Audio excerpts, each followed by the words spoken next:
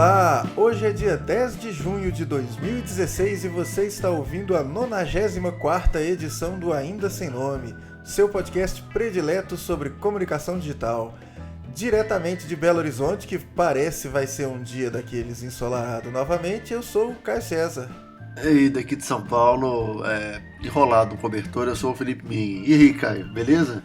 Beleza, cara. Olha, tá nublado, mas já está dando sinais de que vai ficar quente. Talvez eu esteja na andropausa e eu esteja achando que tudo está quente. Mas, enfim. Mas, a sua previsão de que o inverno de Belo Horizonte foi na quinta-feira passada estava correta, né? Eu tô achando que sim, cara. Belo Horizonte é uma cidade que faz frio durante 20 minutos por ano.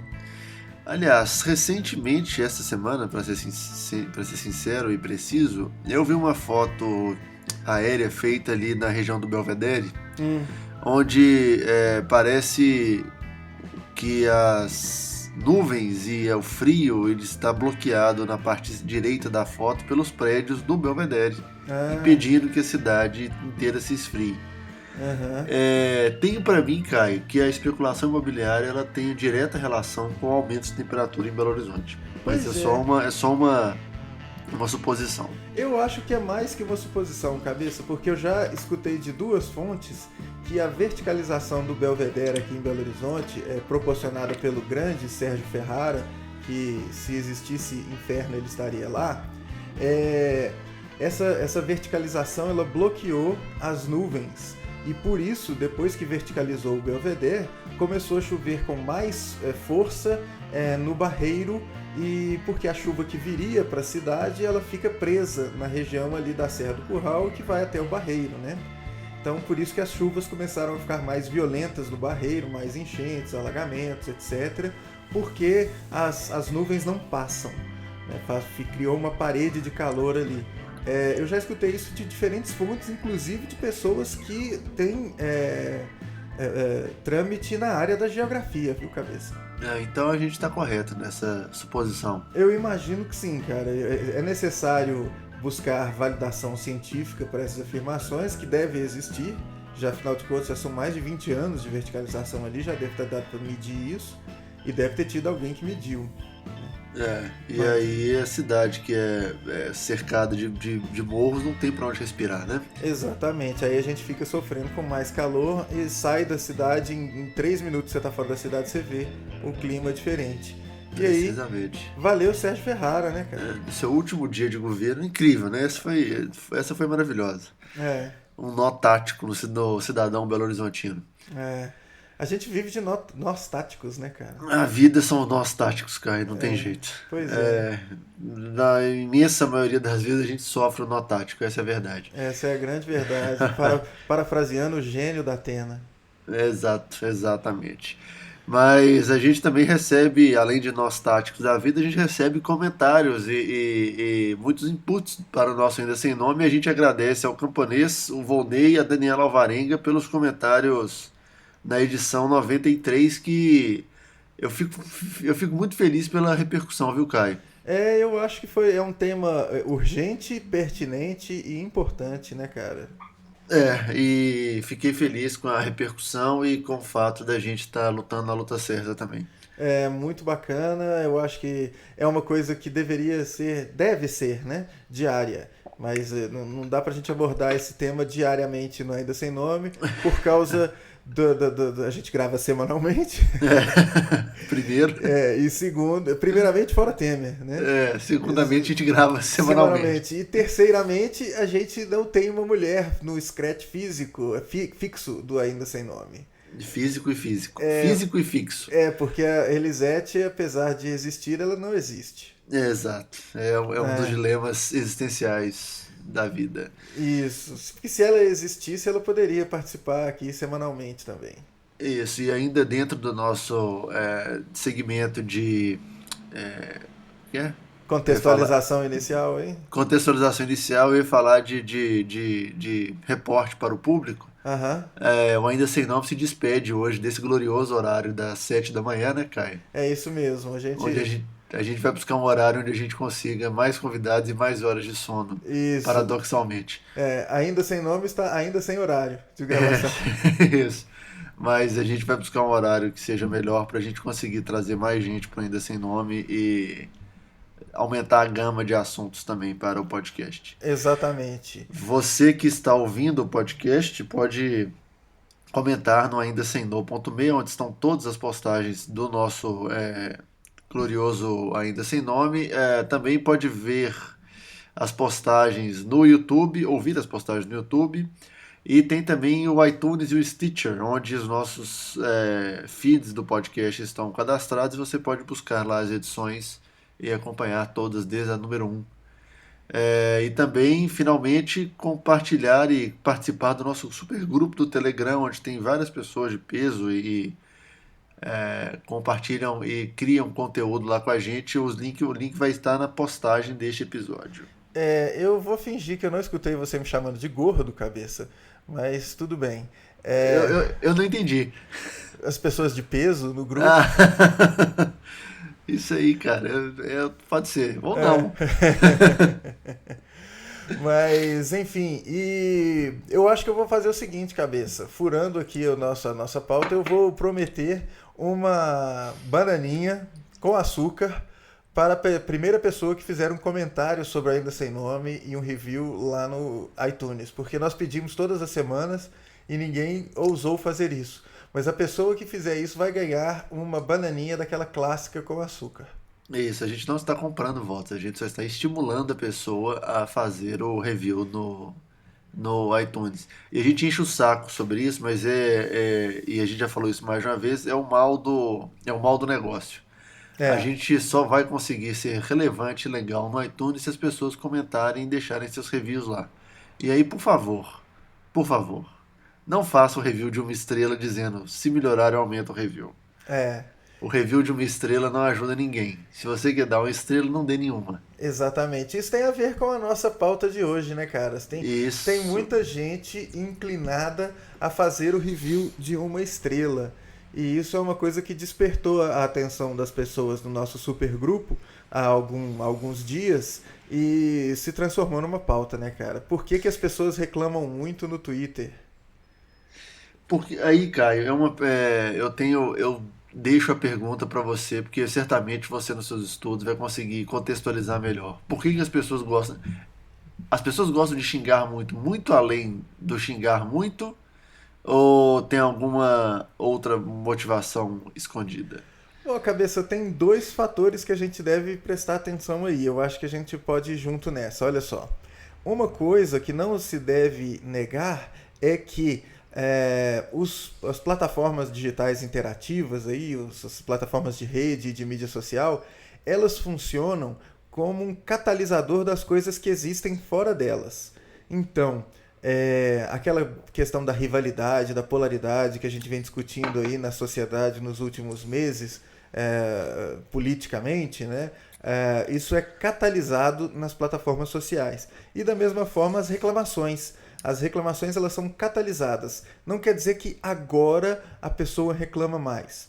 Não quer dizer que agora existe um consumidor diferente que se posiciona de um jeito diferente. Não se trata disso. É um catalisador. Esse consumidor ele sempre existiu e ele sempre quis falar. Só que agora, aí sim dá para falar, ele tem o ferramental. É muito fácil fazer isso. Então, uma das questões é que ele tem agora esse ferramental à sua disposição para fazer essas colocações. Isso que é uma coisa bacana que diz respeito à democratização da internet. Né? A internet é um ambiente democrático neste sentido. Né? Sempre que você, amigo ouvinte, escutar ou ler alguém falando que a internet é um espaço democrático, essa pessoa não está falando da questão do acesso. Porque sempre tem aqueles críticos que vêm falando: ah, mas tem as pessoas que não têm acesso, o acesso é caro e blá blá blá. Não é isso que a gente está dizendo quando a gente fala que a internet é um espaço democrático. A internet é um espaço de comunicação democrático porque o poder da menina que tem o blog de moda é tão grande ou maior do que o poder de um programa específico de uma grande rede de televisão, ou seja, da mídia de massa. E isso se dá por causa da relevância do conteúdo e, claro, das ferramentas que as pessoas usam. Então, a primeira coisa a mencionar, cabeça, é isso. A gente tem as ferramentas. E se a gente tem as ferramentas, a gente vai fazer aquilo que a gente sempre quis fazer. Né? Então, da mesma forma que, olha só, aquelas pessoas que dão bom dia nos grupos de WhatsApp são provavelmente as mesmas pessoas que dão boa noite para o William Bonner quando começa o Jornal Nacional. Ou seja, aí não é. Tem, claro, a sacanagem envolvida, mas as pessoas sempre quiseram dar boa noite para o William Bonner. E elas davam boa noite, só que o William Bonner não escutava. Mas ali no Twitter, no WhatsApp e etc., as pessoas conseguem se fazer ouvir, né? E aí elas aproveitam então esse momento que elas podem ser escutadas para externar qualquer coisa que estejam sentindo, como por exemplo, tudo está muito ruim e vou falar sobre isso. Exatamente. Então, o bacana dessa primeira questão nós temos o ferramental, a gente sempre teve essa característica. É aquela coisa, quando a galera critica marketing, falando que marketing cria necessidades, né? Fala assim, a gente não tinha necessidade de ter telefone celular. Nada a ver, gente. As atividades de marketing não têm relação com a criação de necessidades. As necessidades são criadas pela existência dos seres humanos. O que as atividades de marketing fazem é transformar as necessidades em torno aí, ou entremeadas com questões culturais, em desejos. Então aí é uma coisa. A gente sempre teve a necessidade de se comunicar. A gente conseguia se comunicar antes de um contexto de ter telefones celulares. Então a gente conseguia se comunicar usando orelhão, usando recado, ligando para casa da pessoa e vendo se a pessoa estava ou não, né? E percebendo só na hora que você liga.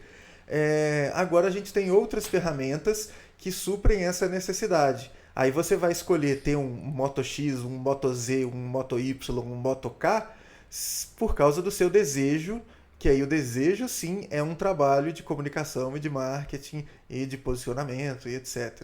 Sacou? Então a gente tem as ferramentas. E essas ferramentas elas só externalizam ou exteriorizam uma coisa que sempre existiu, que foi a necessidade de comunicar e de falar. Ok, então aí a pessoa, a comunicação criou o desejo nela de ter o novíssimo Moto Z Force, que chegou ontem no mercado americano, foi lançado ontem. Uhum. Chegará ao mercado em setembro. Ah. Ela comprou o Moto X Force, que a tela é indestrutível, e aí a tela é destrutível. Uhum. E aí ela vai xingar muito no Twitter por causa disso.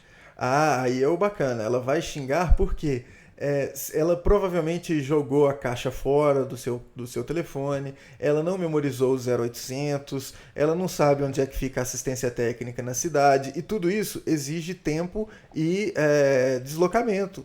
Às vezes você está numa outra cidade que não tem assistência e etc. Mas o Twitter está ali, o Facebook está ali na sua frente. Então você vai fazer essa reclamação e sabendo que ela vai ser ouvida. Né? Isso é muito interessante. Aí eu volto a um episódio. Você tem escutado This American Life, cabeça? Tem. Um episódio que me cativou bastante foi esse episódio que fala do meio do nada, um dos mais recentes aí. Você escutou? Eu escutei, inclusive ontem eu estava comentando com a Carol aqui que a gente estava numa discussão totalmente nada a ver sobre densidade populacional, e aí apareceu Nauru, que é aquela ilha que eles comentam no começo do episódio. Na segunda parte do meio do nada fala justamente do serviço de atendimento ao consumidor da MCI, né? Exatamente, era aí que eu queria falar, né? Depois da minha vontade, que passou rápido, de ir morar em Nauru, o caso da MCI foi bem interessante, porque a queixa da moça lá, dando spoiler para você que não escutou esse episódio, a queixa dela é justamente ela ter o problema dela com a empresa telefônica resolvido, justamente porque ela conhece o Ira Glass, e o Ira Glass, no começo de uma ligação, falou: eu estou gravando essa ligação para ser utilizado num programa de rádio nacional. E aí o problema foi resolvido. Ou seja, pensa aí que naquele contexto, início dos anos 2000, quando esse episódio foi gravado, quando esse caso foi gravado, eles não tinham ainda essas plataformas, como o Twitter, o Facebook, etc. Então, para você fazer valer a sua reclamação, você tinha que aparecer na mídia de massa, que é o contexto anterior à das mídias digitais interativas. Agora, uma mencionada que você dá no Facebook lá de uma marca, ou no Twitter, você deixa aquilo público. E se você tem 300, 500, 1000 amigos ou 1000 seguidores, ou às vezes mais do que isso, né, que é muito fácil você ter 10 mil, 15 mil seguidores, você está falando isso para 15 mil pessoas, e 15 mil pessoas podem 15 mil vezes replicar a sua reclamação. Então as marcas ficam mais espertas com relação a isso e respondem com mais prontidão, né? E aí tem uma questão também que eu acho engraçada, que é a bipolaridade do consumidor, né? A nossa bipolaridade. Não vamos nos colocar fora dessa discussão, não.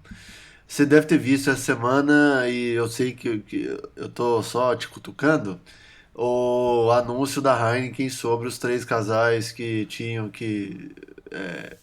O cara tinha que dizer pra menina que era pra ir pra um spa. Aham. E enquanto ele veria a final da Liga dos Campeões num ambiente super exclusivo, a porra toda. Uhum. E aí tem aquele plot twist onde as meninas estão na final lá em Milão e eles veem pela televisão aquilo ali. Aham. Todo mundo achou lindo, maravilhoso, até a hora que descobriram que 2 dos casais eram casais de atores e tiveram um casting um pouco mais, digamos, preciso. Aham. As pessoas que falaram super bem do episódio da propaganda começaram a falar super mal também, né, ao mesmo tempo. Aham. E eu percebi que o índice de reclamações e de zoeira em cima dessa parte ruim, que se pensar bem, eu fui um dos que critiquei, mas faz parte da produção de uma história, né? Isso é uma história. Uhum. O número de pessoas que criticaram o episódio é muito maior do que o número de pessoas que gostaram do anúncio, né? O tiro saiu pela culatra. Não, É. não sei se totalmente não, porque eu acho que as pessoas não vão deixar de consumir Heineken, Não, de jeito nenhum. né? Isso é. Então saiu pela culatra nessa semana, né? Sim. Semana que vem ela faz alguma outra coisa, desde que ela não volte, a Heineken não volte a fazer aquelas campanhas de vídeo nonsense, com umas músicas do, sei lá, como é que chama aquele negócio? Moloco? Sei lá. Aí pode ser bacana, né? Mas essa semana deu uma queimadinha aí, deu uma esturricadinha no filme. Mas ali eu acho que a reclamação ela respinga muito pouco na marca, mas mais na história, né? Eu acho que é uma coisa que as marcas já devem começar a perceber, que vamos parar de fazer essas mentiras, né? Igual a do Reclame Aqui, que depois apareceu que era uma mentira, e todo mundo caiu na do Reclame Aqui. Né? Você lembra da do Reclame Aqui? Que foi Que era o jantar. o jantar, não sei o quê. Quando eu apresentei aquilo em sala de aula, os alunos cantaram bem aí na pós. Eles falaram, olha, é bem interessante, mas tem cara de ser mentira. Eu falei, tem toda a cara de ser mentira. Né? Tem toda a cara de ser mentira, porque, assim, não faz muito sentido. Né? Você se deixar naquele papel, se você se comportou daquela maneira, né? Se você é um cara importante daqueles, não sei o quê, você não vai deixar isso acontecer. Então essas histórias mentirosas, elas queimam muito o filme, né? Eu me lembro do suco, como é que chama lá? O suco que queimou o filme, é o Suco do Bem? Suco do Bem. Suco do Bem, o do sorveteria lá da Filha do Serra, né? Esse tipo de coisa dá uma queimada legal no filme. Então essas campanhas, gostaria de colocar o What Grind My Gears, né? Que é esse tipo de approach publicitário, puxa vida, é muito, muito falsinho. Não funciona, não. E aí chama a atenção para aquela coisa, né? Se a primeira coisa que eu falei, né, o primeiro esquema é que a gente tem agora o ferramental, a segunda coisa é que esse ferramental ele nos proporciona um alcance muito grande e a gente pode rapidamente utilizar desse ferramental. Então a velocidade e o alcance fazem com que as pessoas falem mais. E naturalmente a gente tende cabeça, aí chegando finalmente na questão de mais pessoas reclamaram da Heineken do que elogiaram, a gente tem uma propensão maior a reclamar do que a elogiar. Por quê? O bom desempenho é uma prerrogativa básica quando você compra um bem ou um serviço. Então você espera que ele desempenhe bem. Então você não vai elogiar uma coisa que era o esperado. Assim, ó, eu quis beber uma água, a água me refrescou. Aí, assim, Ok. a não ser que você seja uma profissional do Instagram, uma personal trainer ou uma coisa assim, você vai postar uma foto do seu copo d'água no Instagram. Agora, do contrário, agora se a água tiver com, sei lá, um tolosquinho de cocô boiando, aí você vai postar, né, cara? Ô, Caio, aí tem pegando a tangente aqui do episódio, tem uma pontuação interessante que você fez aí, né? Ah, Partindo da premissa onde fazer o produto ou o serviço tem que desempenhar feito esperado, os únicos elogios que a gente costuma ver em Instagram, por exemplo, são de celebridades, musos fitness que fazem jabá de graça, né? E falam bem de qualquer coisa. aí Que vão falar, paguem. eu tô comendo aqui sei lá, esse sorvete de whey protein. Ou então eu tô tomando fazendo um enema de whey protein. Olha que legal. Então, você vai ver isso daí, e aí é o esquema, né? Da mesmo esquema da historinha lá dos casais da Heineken, que soam tanto quanto falso, né, cara? É. E aí, assim, as menções positivas, quer dizer, as menções negativas, elas são muito maiores porque, como você falou, você está esperando, você não vai tomar um sorvete. Se ele te refrescar, ok. Se ele for gostoso, você talvez poste uma foto tipo sorvete gostoso. Aham. Agora, se ele derreter em 1 minuto ou ele tiver estragado, você vai mandar testão, né? Exatamente. E aí você vai se dedicar mais tempo a fazer isso. Isso é uma coisa que acontece fora dos ambientes digitais também, cabeça, que é o esquema de você colocar uma caixinha de sugestões no seu empreendimento. As pessoas não vão utilizar, na maior parte do tempo, essa caixinha para elogiar. Se elas querem elogiar, elas vão elogiar às vezes para os amigos, elas vão elogiar para outro lugar. Mas aí na caixinha de sugestão você vai ver muito mais reclamações. E essas reclamações são valiosíssimas. Porque aquelas pessoas que reclamaram, elas dedicaram um tempo dela para te dar o toque de uma coisa que você mandou mal. E isso tem um valor muito grande, viu, cara? É bem melhor, inclusive, que você receba. Quer dizer, você saiba como tratar essas sugestões, né? Exato. E tem um lado assim, desculpa, Caio. Eu tenho pra mim que é muito melhor você receber. Por um lado, eu acho também que nessas caixinhas de sugestão, caixa de comentário e tal, as reclamações ou sugestões propriamente ditas, elas são muito mais honestas do que o elogio às vezes, sabe? Aham. Quando você faz uma. Te interrompi de novo, perdão, não vai repetir até o fim desse episódio, eu prometo. O quê? Eu te interrompi 2 vezes. Nada, cara. Não, que eu tô perto do microfone, bicho. Só isso. Mas isso eu tenho muito também com ficha de avaliação de reação de evento. Eu Uhum. prefiro muito mais ver um 3 e um comentário do que vários 5, numa escala de 1 a 5, né, naturalmente. Aham. Porque você sabe o que você pode fazer depois com aquilo ali. O Sim. problema é quando você tem o comentário pela zoeira ou, pelo outro lado, quando você é o reclamante. A marca faz escárnio ou não resolve o seu problema, enfim, aí são as ramificações da discussão. Exato. Cara, eu me lembrei de duas coisas enquanto você estava falando aí. A primeira é como que o Pato Fu nos dá lições de vida. Tem uma música que se chama, se eu não me engano, Quebrando os Dentes, não é?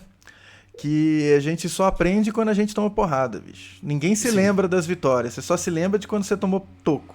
E isso é importante, porque a gente não aprende bem acertando, a gente aprende quando a gente erra. Porque quando você acerta é só uma confirmação. Veja o caso, aí a segunda coisa que me lembrei foi o caso da filha do Senor Abravanel falando aquelas imbecilidades que ela falou sobre pessoas que desenvolvem relações afetivas com pessoas do mesmo gênero, né? aham, É uma imbecilidade que a gente pensa assim, como é que uma pessoa que tem aquela vivência, ela pensa desse jeito? E aí, esse caso me lembrou, na verdade, né, esse caso está ligado a uma fala de um cara que eu sigo no Twitter, um desenvolvedor lá de Florianópolis, chamado Spicy, que ele disse, é isso que dá quando essas pessoas que vivem cercadas de yes people, elas são forçadas a se manifestar, porque elas não têm noção do que elas sabem, das opiniões delas, se as opiniões são certas ou são erradas, ou são adequadas ou não são adequadas. Porque elas estão cercadas de pessoas que só confirmam as coisas dela, né? Se elas falam, o céu é rosa, ninguém ao redor da filha do Senhor Abravanel vai falar, não, minha filha, você tá olhando errado, o céu é azul. Né? Ou então, olha, eu acho que você é daltônica, é melhor você consultar aí um especialista. Ninguém vai falar isso, porque as pessoas que estão ao lado dela, lembra daquele seriado chamado Entourage? Já? Então, que o cara só vivia rodeado de yes people, né? Então, o Spicy apontou isso acertadamente. Então, essa é uma coisa. As marcas, quando elas atuam na mídia de massa, as mídias de massa, elas são as yes people. É tudo dando certinho, o testemunhal da Rádio Itatiaia só fala coisa boa do produto, a menina fitness do Instagram só vai falar que o produto é maravilhoso, então faça você também o seu enema com whey protein, e etc. E beleza, mas... a marca está cercada de gente, né, nessas mídias sociais, nas plataformas de mídia e de rede, que são pessoas comuns e que vão utilizar o produto e vão falar, opa, você não mandou tão bem aí não, cara, aí você falou uma coisinha errada, e etc. E isso é bastante presente, né, cara? As pessoas, como elas têm as ferramentas e é muito fácil opinar, elas vão opinar. Eu só não entendo por que elas não opinaram ainda lá sobre o Ainda Sem Nome no iTunes. Mas as pessoas opinam, e isso é muito bom, e é muito valioso. E como você disse, isso aí é um negócio muito legal que a gente percebe nas lojinhas de aplicativo. Né? Agora, é engraçado, cara, como é que a gente esquece rápido das coisas, né? A gente falando aí das opiniões, você falou da pessoa que dá uma estrelinha, eu me lembrei de uma das coisas que mais me dava repulsa na lojinha, na Play Store, era a galera que fazia avaliação de um aplicativo com 1 estrela e falava assim, tô baixando ainda. Eu não sinto saudade nenhuma disso. Mas cara, esse tipo de avaliação não tem muito valor. Como também não tem muito valor aqueles 5 estrelas que você dá e não fala nada sobre ele. Aqueles 5 estrelas, ele tem um valor mais para a sua rede pessoal. Quando você vai olhar os aplicativos e aparece lá assim, o Cabeça deu 5 estrelas para esse tocador de podcast. O Cabeça é um cara que eu tenho como referência em escutar podcast. Então, se ele deu 5 estrelas, eu nem preciso ler o comentário dele. Ok, legal, né? Então, isso vale. Agora, os 5 estrelas do Cabeça para uma pessoa que não sabe quem é o Cabeça, não vale nada. Sim. O que vai valer é o 3 estrelas com um parágrafo falando, vocês deviam melhorar isso, deveriam colocar essa funcionalidade aqui, ou então essa funcionalidade aqui me ferrou a vida, não façam mais isso. Então, o 3 estrelas, como você falou, ele é muito mais valioso, né, cara?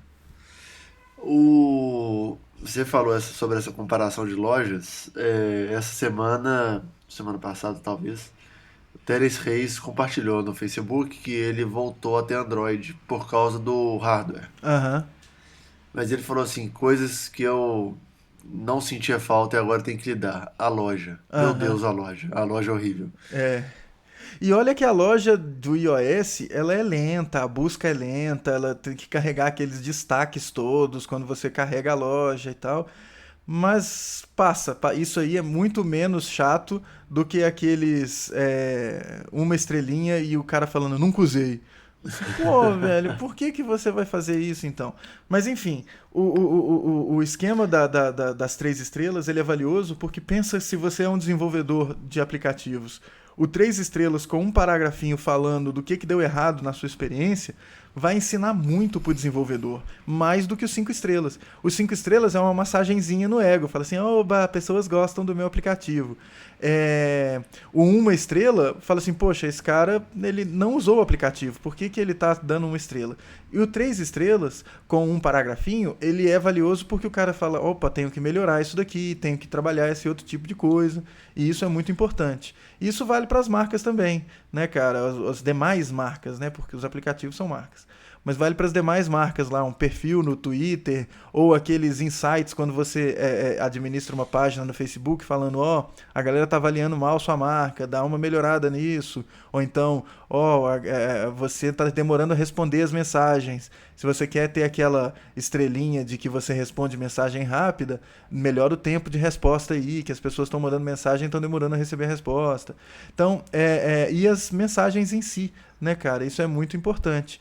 Então é uma coisa de entender que esses são espaços de diálogo e que as marcas precisam usar isso daí, né? E as pessoas precisam também aprender a usar isso daí, né? Elas precisam. E aí, Caio, tava lembrando aqui, não sei se você já percebeu as avaliações do Stitcher na loja, na Play Store. Eu acho que o Stitcher recentemente foi colocado no software da GM, no MyLink, né, que é o software dos carros da GM aqui no Brasil. Sim, no carro num dos carros aqui de casa ele tem o Stitcher e o TuneIn Radio que vem pré-instalado. Exato. Então aí, veja depois os comentários no Stitcher, porque as pessoas que compraram o GM o Chevrolet, né, eles estão reclamando do Stitcher, porque o aplicativo é todo em inglês. Ah. Então é um caso também engraçado das pessoas que vão lá na loja, fazem sua avaliação sem entender por que aquilo ali apareceu nos carros dela, sabe? Aham. E aí tem uma questão interessante de localização, onde talvez a GM poderia ter um pouco mais de cuidado, ou o Stitch poderia traduzir seu aplicativo para o português, uma vez que agora temos...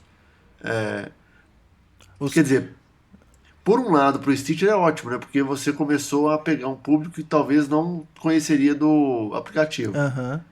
Mas aí agora tem esse gap, as pessoas reclamando e reclamando muito em alguns casos, porque não estão entendendo o que aquele aplicativo em inglês está fazendo no carro brasileiro. Pois Talvez. é, pois é.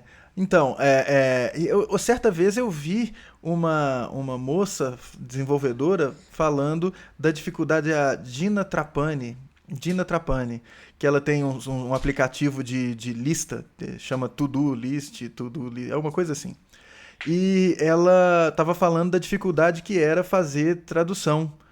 Porque além de à época não ser uma coisa tranquila para os desenvolvedores, não era uma coisa de você pegar um arquivinho PO e MO, como a gente fazer tradução de coisa web, né? Era um negócio mais complicado e ainda tinha a necessidade de você revisar a tradução, especialmente para idiomas que não são os mais corriqueiros, tipo, vai traduzir para o vietnamita, né? Aí ferrou, você tem que achar, além de achar alguém confiável para fazer a tradução, essa tradução não vai ser barata e às vezes o seu aplicativo é barato, então as pessoas abandonam isso. E é um toque, olha só. Veja como que essas reclamações, elas são importantes para quem faz o Stitcher. Fala, opa, tem uma galera aqui, lá de Buenos Aires, capital do Brasil, que está usando o nosso aplicativo em inglês e está tendo dificuldades. Vamos traduzir para o espanhol, para os brasileiros poderem escutar as coisas do Stitcher. Então vai ser bom para quem faz, para ter uma noção de olha o alcance, aonde está chegando, para ver inclusive essa parceria aí com a GM, se está valendo bem, né? Você vai começar a ver o relatório de uso disso daí, a adoção da sua plataforma e como que a galera está lidando com isso. Então é uma maneira de você ter um termômetro dos seus usuários. As reclamações, elas são importantes, né, cara? E aqui eu imagino que a gente já tem extrapolado completamente o tema proposto dentro do nosso supergrupo do Telegram, mas porque o tema era só como que a proporção entre reclamações e elogios ela é desproporcional.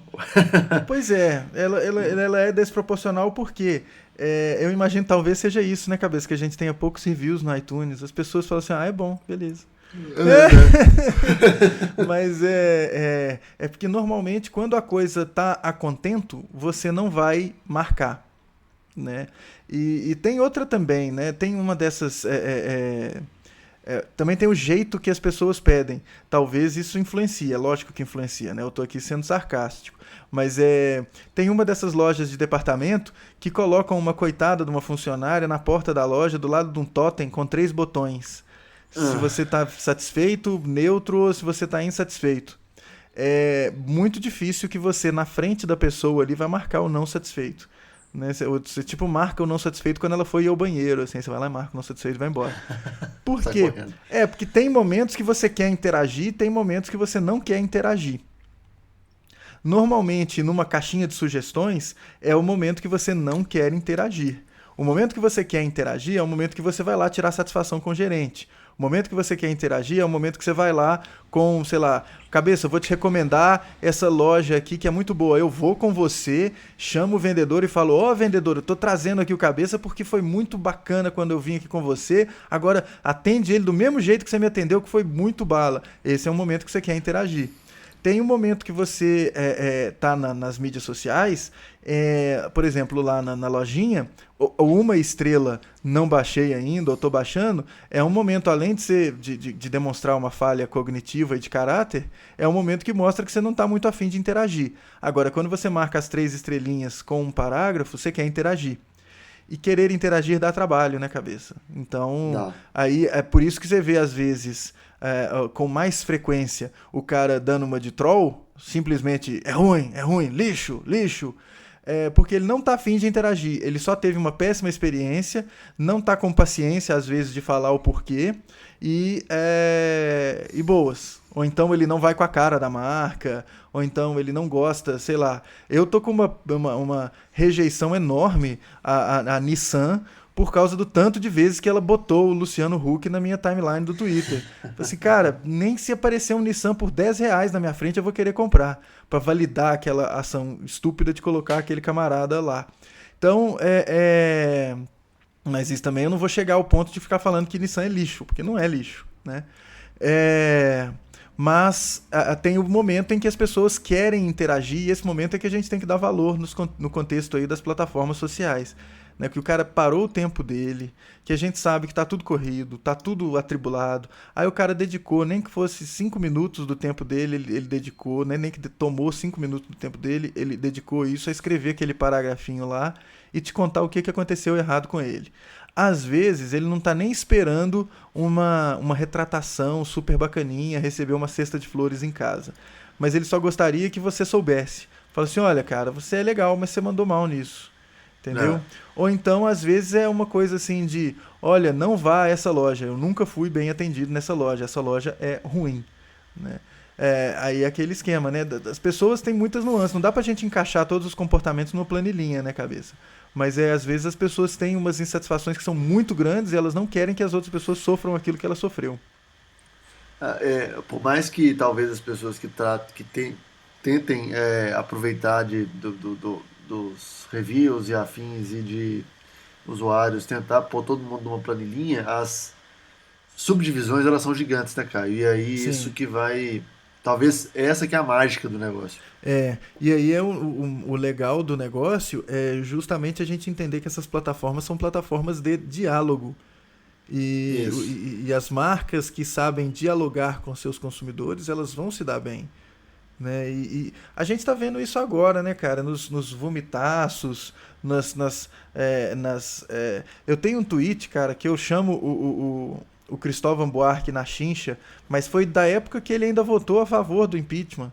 Então já tem aí algumas semanas isso, né?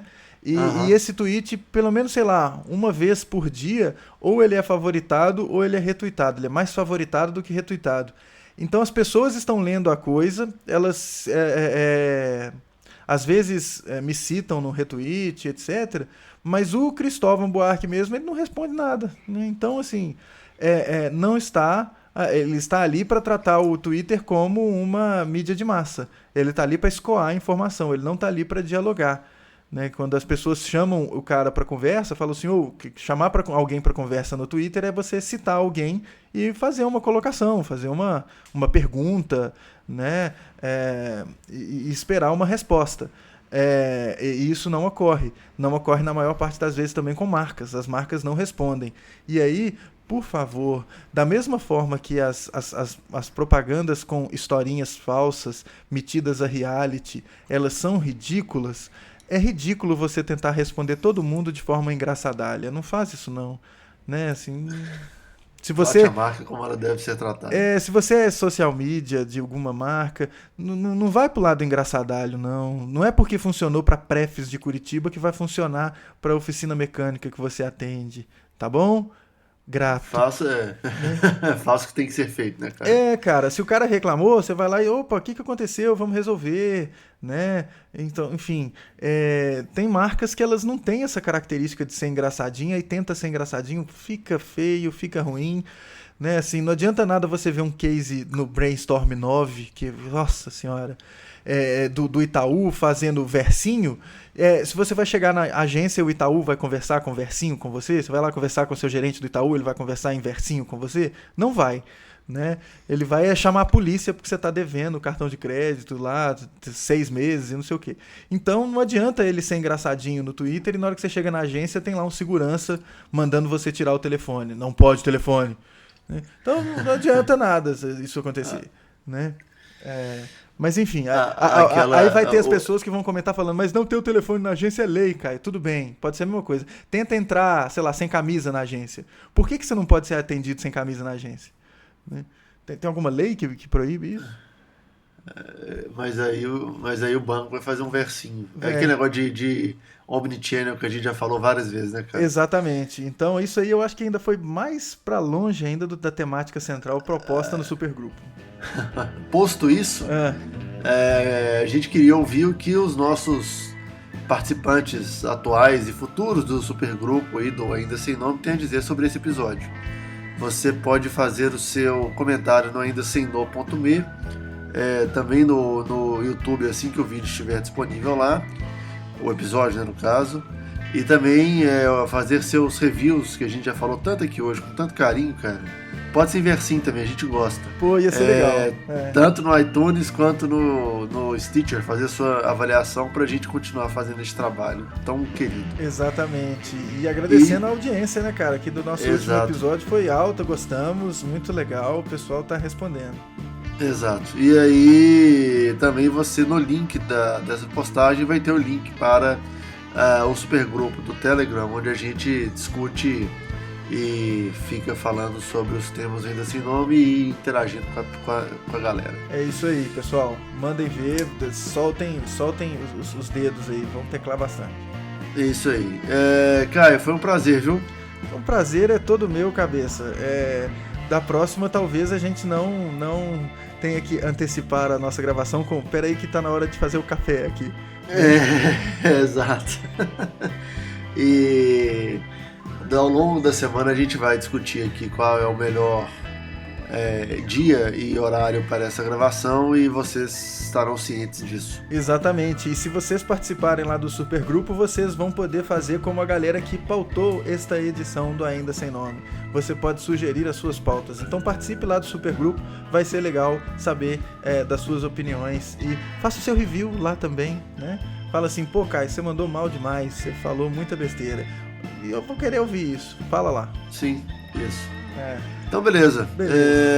Caio, nos vemos na semana que vem e fica bem aí. Valeu, cara. Obrigado. Valeu. Um abraço. Um abraço.